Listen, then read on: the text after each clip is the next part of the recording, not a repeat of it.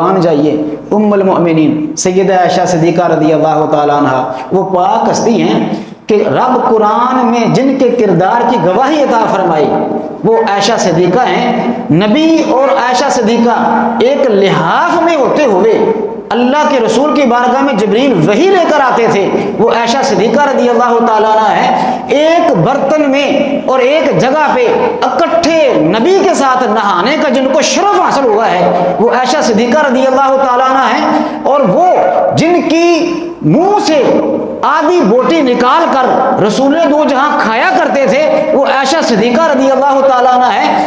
جن کے برتن سے آدھا پانی نبیوں کے سردار نے پیا ہے وہ عائشہ صدیقہ رضی اللہ تعالیٰ عنہ ہے۔ جن کی گود میں سر رکھ کر نبی دو جہاں آرام فرماتے تھے وہ عائشہ صدیقہ رضی اللہ تعالیٰ عنہ ہے۔ جن کے سینے کے ساتھ نبیوں کے سردار نے سر لگایا ہوا تھا اور روح رب کی بارگاہ میں پیش ہو گئی وہ عائشہ صدیقہ رضی اللہ تعالیٰ عنہ ہے۔ عائشہ صدیقہ فرمایا کرتی تھی دنیا میں اگر کوئی عورت میری مثل ہے تو لا کر دکھاؤ۔